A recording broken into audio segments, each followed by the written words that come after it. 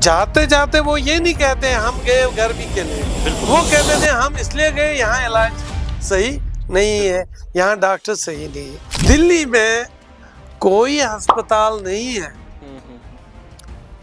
AIIMS के बाद जो सिकिम्स के टक्कर में आ सकता है। देखो जो मुझे मिला इंस्टीट्यूट, किसी बड़े वीआईपी ने ये बोला मंच पे कि institute was virtually to be closed जब हमने डॉक्टर अशरफ को दिया। अच्छा, इसका मतलब है कि एडमिनिस्ट्रेशन में कुछ खामी थी। आप देख रहे हैं प्रोग्राम रूबरू और मैं हूं फैजान कुरैशी। नाज़रीन, आज हमारे साथ जो मेहमान शरीक गुफ्तगू है वो है मारूफ मुआलिज, सिकिम्स सोरा के director doctor professor Mohammad Ashraf Ganai साहब, जिन्हें एम्स दिल्ली में भी काम करने का तजुर्बा हासिल है। आज हम डॉक्टर साहब से मुख्तलिफ मौज़ूआत के हवाले से जानने की कोशिश करेंगे। डॉक्टर साहब, रूबरू के आज के शुमारे में आपका खैर मकदम है। अस्सलाम वालेकुम, शुक्रिया जनाब दावत देने के लिए। डॉक्टर साहब, सबसे पहले मैं आपसे जानना चाहूँगा, आप एक तजुर्बाकार डॉक्टर हैं और आपका फील्ड एंडोक्रिनोलॉजी जो है ये मेडिकल साइंसेज में एक सेंसिटिव एरिया माना जाता है। बहसीत डॉक्टर इलाज करना, तिब्बी फ़राइज़ अंजाम देना और एक तिब्बी इदारे का हेड होकर एडमिनिस्ट्रेशन चलाना, इन दो अलग अलग तजुर्बात में आप क्या फ़र्क महसूस कर रहे हैं? देखिए, जो तिब्बी इलाज आप करते हैं, आपको एक इंडिविजुअल पेशेंट को देखना होता है, उस इंडिविजुअल पेशेंट के सिम्टम्स, उसकी अलामत को करना, अक्स करना है, फिर टेस्ट एडवाइस करने, फिर उससे अलग बात करनी है। ये एक महदूद सा एरिया होता है, हालांकि पेशेंट पे फोकस हो जाता है। बिल्कुल। लेकिन जब आप एडमिनिस्ट्रेशन में जाते हैं, आप इस वक्त दर्जनों सैकड़ों हजारों मरीजों की बात करते हैं।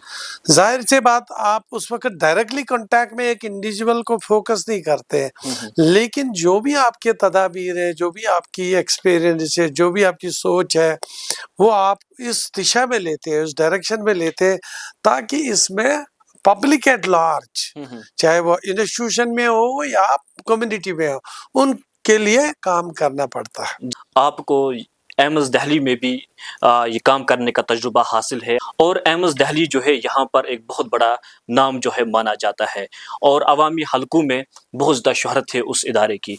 मैं आपसे ये जानना चाहूँगा, क्या खासियत है वहाँ जिसकी वजह से वो इतना ज़्यादा मशहूर है और क्या कमी है हमारे यहाँ? अगर मैं कहूँगा, जो एम्स न्यू दिल्ली का सिस्टम है, हमारा सिक्किम्स का सिस्टम बिल्कुल ये एक जैसा है। एक जैसा है, बिल्कुल। अगर आप कहेंगे, आपको पता होगा कि 1982 में जब इस इंस्टीट्यूट को बनाया गया, शुरू किया गया, यानी जाहिर सी बात है 1975 में ये कॉन्सेप्ट कंसीव किया गया। बिल्कुल।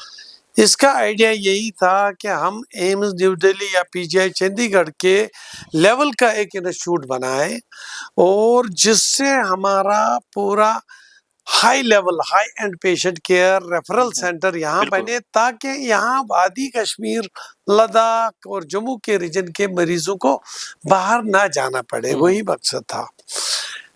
अगर आप देखेंगे, दुनिया भर में जो टॉप नॉच मेडिकल इंस्टीट्यूट है, जो एकेडमिया में है, मीन जो यूनिवर्सिटी टाइप है, इंस्टीट्यूशन टाइप है, उनमें यही तरीकाकार है, यही काम काज का सिलसिला है। जैसे अगर आप देखोगे अमेरिका में, यूरोप में, ब्रिटेन में, आप देखोगे मायो क्लिनिक अमेरिका में है, एमडी एंडरसन है, हार्वर्ड है, ऑक्सफोर्ड है, उनके जो इंस्टीट्यूशन वो बिल्कुल पीजीआई चंडीगढ़, एम्स, एसजीपीजीआई और सिक्किम्स के पैटर्न पे ही है। आप देखोगे, आप एम्स न्यू दिल्ली के अलावा बहुत सारे 26 एम्स कंट्री में बनाए गए, बिल्कुल उनका पैटर्न एक जैसा है। तो उस हिसाब से सिक्किम्स कंट्री में पहले 3 या 4 इंस्टीट्यूशंस में था। अब लेकिन आपको पता है, जाहिर सी बात है, यहाँ टर्मोइल हुआ, यहाँ पे बहुत सारे मसाइल आ गए, उस वजह से पीछे हो गया। हाँ, उस वजह से पीछे नहीं हुआ। अच्छा। उस वजह से क्या हुआ, यहाँ का एक्सपेंशन, यहाँ की डेवलपमेंट कमेंसरेट नहीं रही, बल्कि जैसे जब मैं एम्स में था, मैंने वहाँ 10 साल काम किया है। उन 10 सालों में मैंने एम्स को 500% टाइम्स एक्सपेंशन देखा। अच्छा। और सिक्किम्स में भी मैंने 10-12 साल काम किया, तो यहाँ पे हार्डली 10-20% एक्सपेंशन हो गया। वो ऑब्वियसली फ़र्क तो होगा। जी। डॉक्टर साहब, आप एक माहिर डॉक्टर हैं और डॉक्टरी का पेशा जो है ये एक मुक़द्दस पेशा है।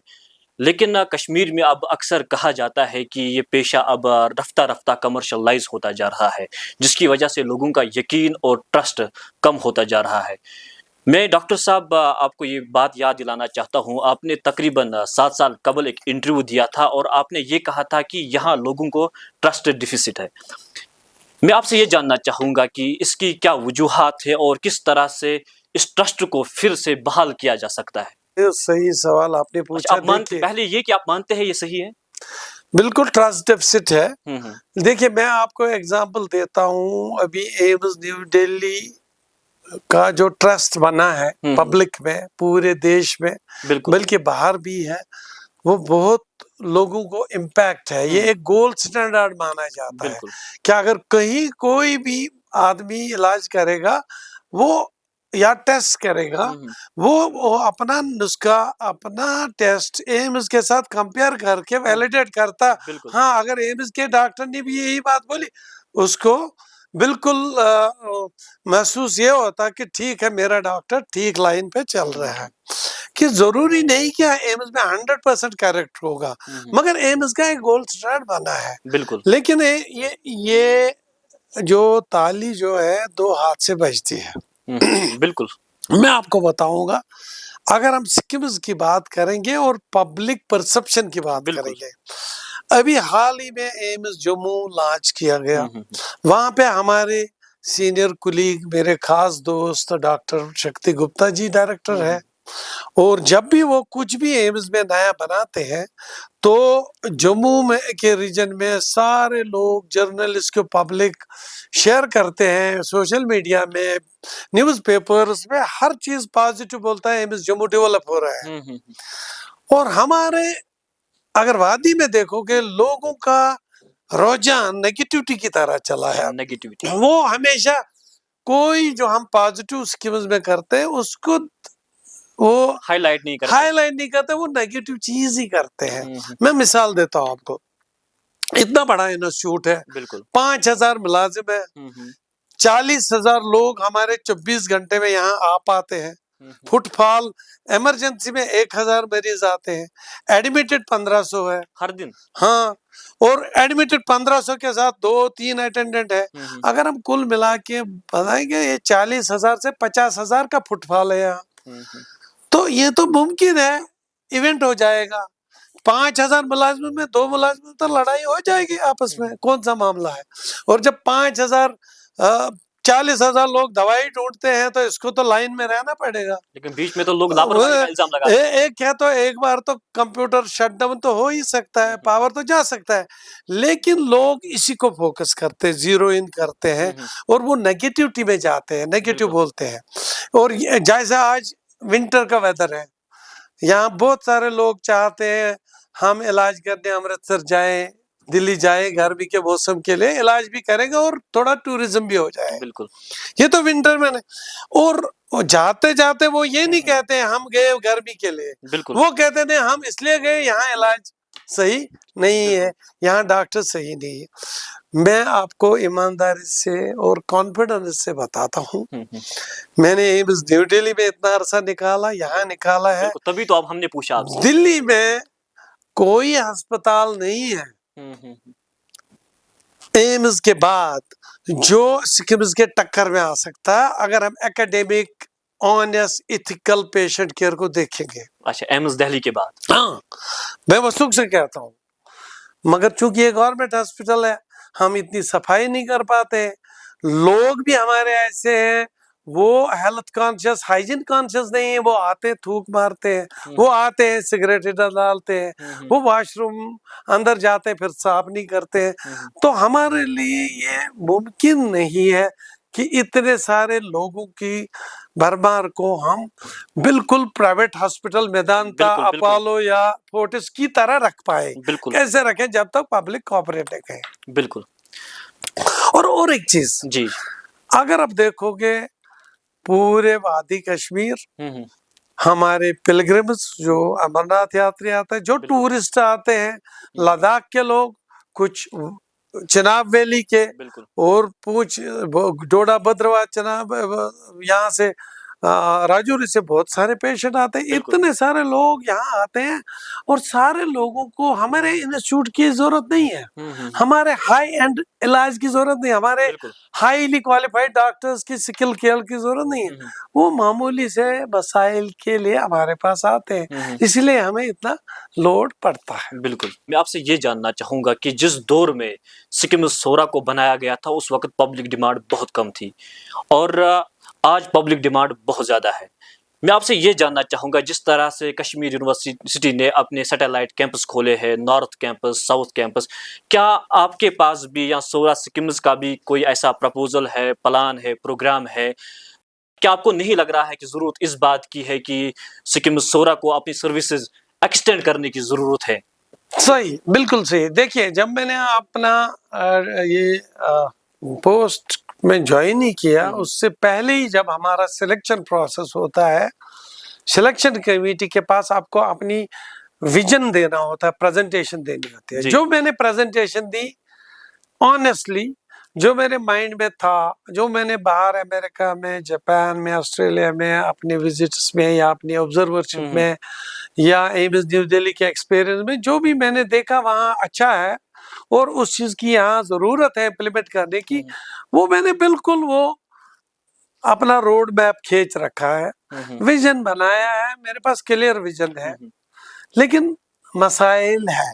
देखिए, पहले अगर यूनिवर्सिटी होती है, वो कूल एरिया होता है, वहाँ आपको कॉलेज है, स्टूडेंट है, पढ़ाई है, रिसर्च है, वो है, उनको ये हमारी इमरजेंसी और हमारे अर्जेंट एक्सीजन मैटर्स नहीं होते हैं। मुझे हर 10 मिनट के बाद कोई पेशेंट को अटेंड करना, कहीं फेसबुक पे मैं पोस्ट डालते, कहीं वीडियो खींचता, हर एक जर्नलिस्ट है आज जिसके पास मोबाइल है वो खींचता रहता है, और मेरे जो हमारे एडमिनिस्ट्रेशन और हमारी टीम, हमारे सीनियर डॉक्टर्स को उसी में बिजी रखते हैं। वो हमारा vision expansion, south campus, north campus, MD Anderson, Oxford वाला पहुंचने ही नहीं देते।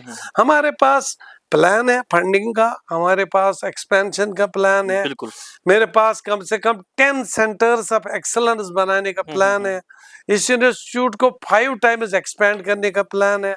मेरे पास ये भी है, हम एक मेडिकल यूनिवर्सिटी कायम करें इसको। तो चीजें तो बहुत है, लेकिन हमें सरकार का सपोर्ट भी तो चाहिए। आप समझते जो आपका प्रोग्राम है, प्लान हमारे हो सकता है? पब्लिक की कोऑपरेशन इक्वल चाहिए कि वो हमें फराई छोटे मोटे मसाइल में ना इन्वॉल्व करें, हमें काम करने दे। और मैं ये चाहता हूँ, लोगों को मैं इस्तिदा करता हूँ, हैंड फोल्डेड रिक्वेस्ट करता हूँ, वो हम पे भरोसा रखे, वो हमें चांस दे उनकी खिदमत करने। हमें फख्र है इस बात पे कि कोई सिंपल आदमी 10 रुपए का कार्ड निकाल के मेरे हाईली क्वालिफाइड स्किल्ड प्रोफेसर को वो जैसे समझता है मैंने खरीद लिया। हमें उस बात पर फख्र है, हम सर्विस देते हैं, लेकिन उस लेवल पे भी नहीं जाना चाहिए। पब्लिक को कोऑपरेट करना चाहिए ताकि हम वो सर्विस दे पाए। हमारे डॉक्टर्स को छोटे मोटे फरोई मसाइल में, मामूली से इलाज मालजे में इन्वॉल्व ना करें, हमारा जो मैंडेट है वो करने दे। जी डॉक्टर साहब, अक्सर हम सुनते हैं या आए रोज हम ये सुनते हैं कि नकली दवाइयों का कारोबार। मैं आपसे ये जानना चाहूँगा, ये किस हद तक सही है? क्योंकि ये एक ऐसा टेक्निकल मामला है, इसमें पढ़े लिखे लोग भी अनपढ़ है, ये डिफरेंशिएट करना ओरिजिनल क्या है, डुप्लीकेट क्या है, और अगर ये सही है तो इस वबा से हम किस तरह से छुटकारा पा सकते हैं? देखिए, ये खाली दवाइयों में नहीं है। देखो, अगर आपको कोई ब्रांड मार्केट में चलता, कोई केटल चलती है, कोई ड्रेस मटेरियल चलता, हर चीज में अगर वो ज्यादा अच्छा चलता है, कोई अच्छा, तो उसका काउंटरफीट बनता है। तो क्योंकि अनस्क्रैपेबल एलिमेंट भी होता है, पीपल आर देयर, उसमें तो मतलब ये तो है। अब क्या है, बाहर के कंट्रीज में लेजिस्लेशन बहुत ही स्ट्रांग होती है, वहां पे बैलेंसेस चेक्स हमारे से बेटर होती है, कि वहां अगर किसी को दोषी पाएंगे, किसी को देखेंगे इसकी गलती है, उसको तो वो सजा मिलेगी। यहाँ हम किसी को देखते हैं इसने गलती की, उसको बोलते हैं अरे खुदा से दर पे छोड़ दो यार, अल्लाह आपको ये करेगा। तो हमारी जो लॉज है, we do not take strict action. But जो दवाइयों का मामला है, देखिए हो सकता है हमारे पास डुप्लीकेट दवाइयां हैं, लेकिन देखिए क्या मैकेनिज्म है, इसको कैसे ठीक किया जाए। पहले आपका लॉ स्ट्रिक्ट होना चाहिए, जहां से दवाई बनती है जिस फैक्ट्री से, वहां पे एट सोर्स चेक किया जाए।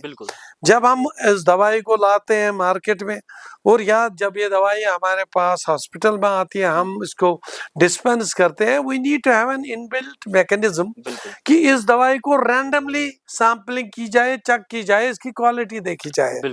उसका हमने अभी तक नहीं था।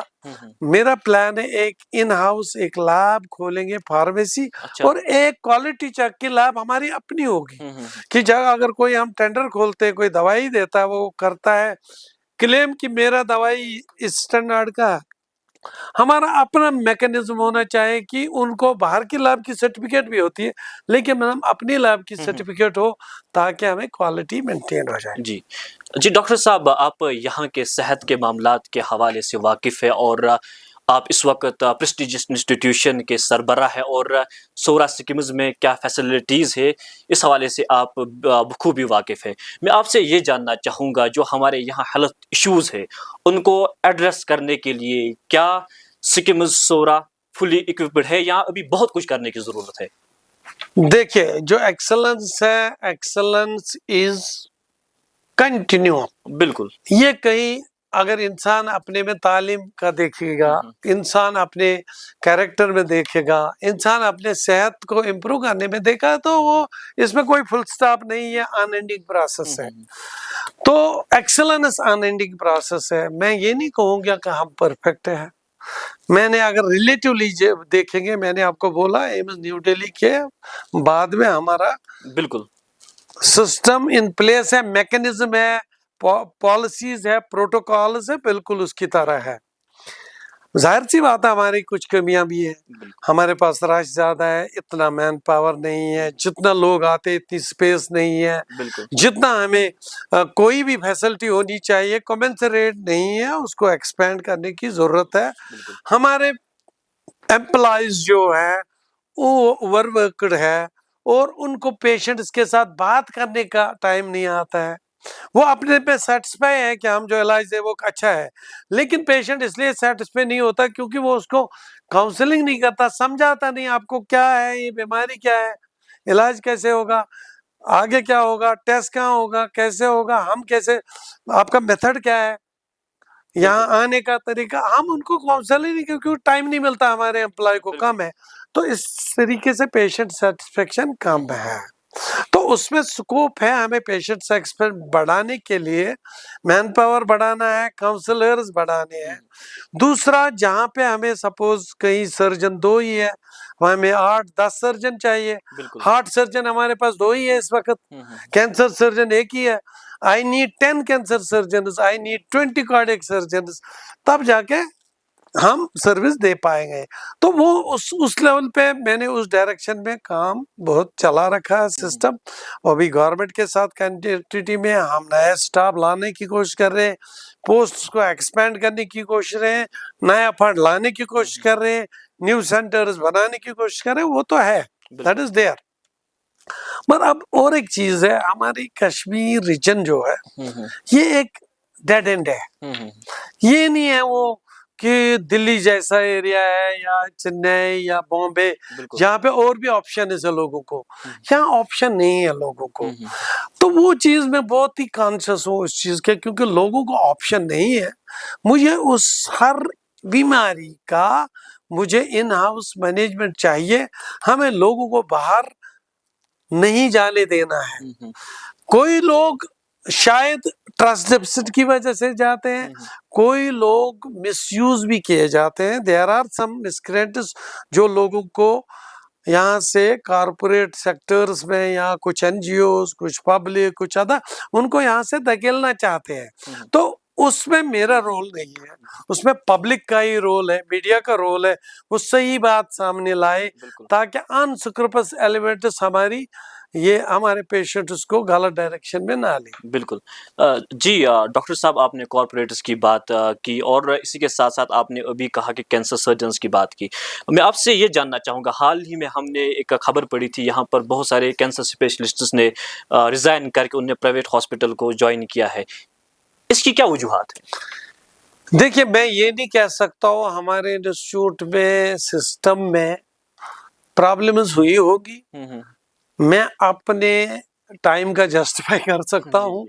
देखो, जो मुझे मिला इंस्टीट्यूट, किसी बड़े वीआईपी ने ये बोला मंच पे, मतलब पोडियम पे बोला कि institute was virtually to be closed जब हमने डॉक्टर अशरफ को दिया। अच्छा, इसलिए दिया कि हमें पता है ये कुछ ना कुछ कर लेगा। एंड जब मैं आया, मैंने देखी है यहाँ बहुत इश्यूज थे।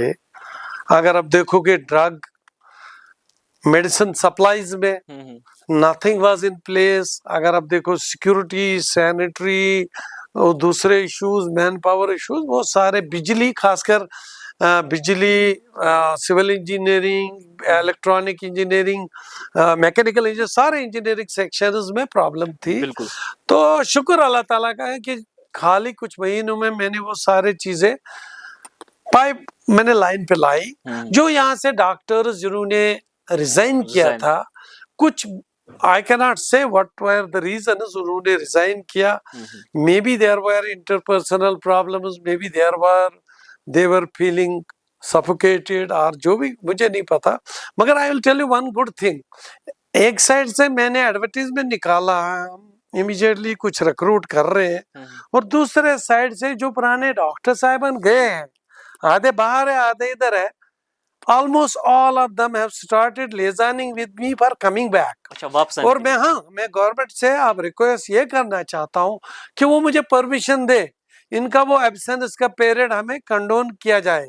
वो तो रूल्स के हिसाब से हो जाएगा, अगर वो परमिशन आएगा रूल के हिसाब से, तो I will be very happy to take them back. मैं ये कह सकता हूँ कि पीपल आर डिजायरस कि वो ज्वाइन करें। अच्छा, वो ज्वाइन करें।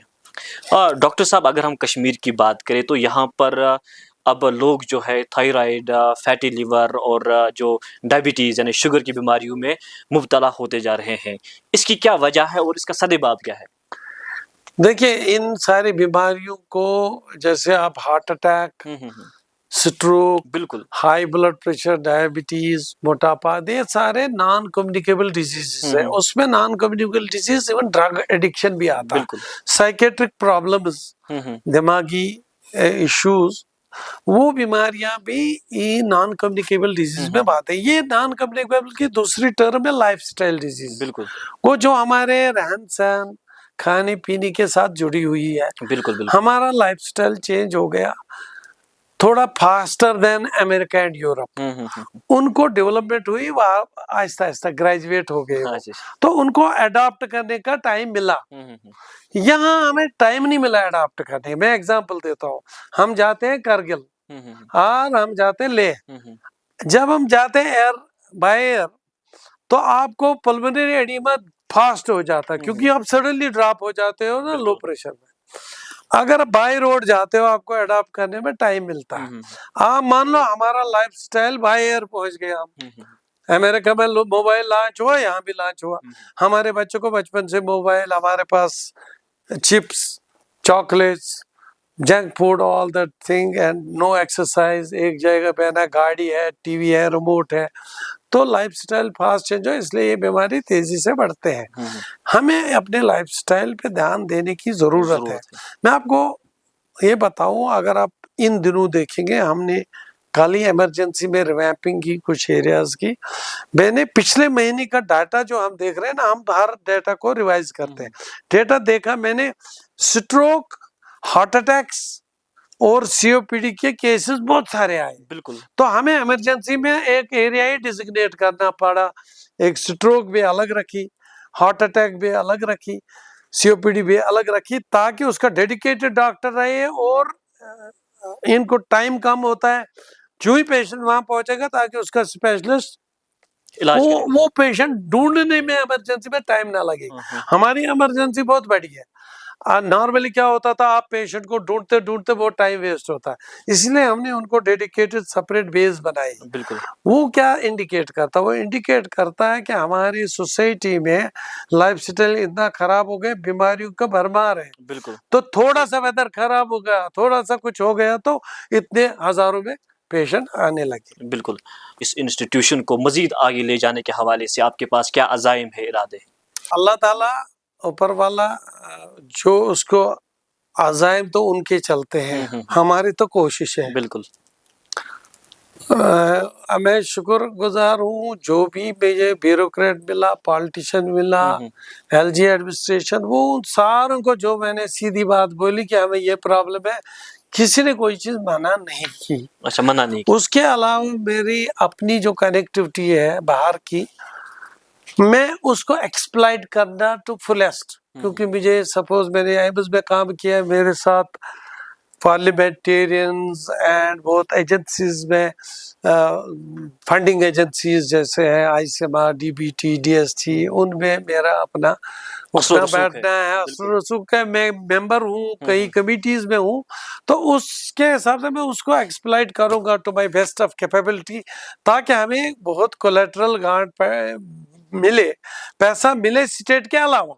जो स्टेट शेयर आता है वो लिमिटेड होता है, हमें और एडिशनल आता है। आज सुबह ही हम ऑनलाइन मीटिंग कर रहे थे एक ग्रुप के साथ, जो वेलकम ट्रस्ट ब्रिटेन में है और एक नॉर्वे का ग्रुप था, तो हम हाई अल्टीट्यूड डिजीज के लिए रिसर्च एज वेल एक एक्सेलेंस सेंटर को यहाँ पे कायम करने के लिए उनके साथ मीटिंग हुई। तो मैं ऐसे आउटसाइड इंडियन बॉर्डर्स आल्सो जो भी बहुत सारे एजेंसीज है उनके साथ भी ले जाने में हूँ, दे विल डेफिनेटली हेल्प। बिल्कुल। और मेरे पास इमीडिएटली एक जैसे एम्स जैसा मॉडल है, जैसे एम्स में फंक्शनिंग है, फिलहाल कम से कम हमें एम्स के तर्ज तरीके पे, एम्स न्यू दिल्ली के तरीके पे चलने की जरूरत है, और जहाँ जहाँ कहीं कमी है किसी चीज की, उसको फिलअप करने की कोशिश करेंगे। जी जी डॉक्टर साहब, चलते चलते मैं आपसे जानना चाहूँगा कि जो नए डॉक्टर्स हैं और जो लोग इस वक्त हमें देख रहे हैं, उनके लिए आपकी क्या मैसेज रहेगी? देखिए, मैं सब अपने जो फैकल्टी है, जो अपने पैरामेडिक्स है, जो मेरे अपने फ्रेटर्निटी के लोग हैं, मैं समझता हूँ लाइफ इज वेरी शॉर्ट। हम इस प्रोफेशन में पैसे के लिए नहीं आए हैं। पैसा तो बहुत बन सकता है, लेकिन पैसा जल्दी कमाने के लिए बहुत सारे बिजनेस है आजकल के दुनिया में, आज कॉन्सेप्ट सेल करता है। लेकिन ये इस प्रोफेशन में अल्लाह ने हमें एक मौका दिया है कि हम नौकरी करते करते, जॉब करते करते आपकी एक इबादत का तरीका बनता है। तो मैं समझता हूँ जो लोग इसको बात को समझे, अर्लियर द बेटर। और जो हमारी पब्लिक है, मैं लास्ट में ये दुआ करूंगा और मैं उनसे इस्तिदा भी करूंगा ताकि उनको हमारे इंस्टीट्यूट की जो मिसट्रस्ट है, ट्रस्ट डेफिसिट है, उनको इस इंस्टीट्यूट पे भरोसा रखना चाहिए, एतमाद फिर से बहाल हो जाए। एतमाद बहाल करने की जरूरत है, उनको आना चाहिए। और मेरे दरवाजे 24/7 ओपन है कि किसी को भी कभी लगी कोई कमी है उसको आना है, मुझे बोलना है, रादर देन सोशल मीडिया पे जाए, पब्लिक में जाए, उधर कंप्लेंट करे, वो आके मुझे कंप्लेंट करे, मैं उसका अजाला नहीं करूंगा, तब वो कहीं और जाए। Thank you.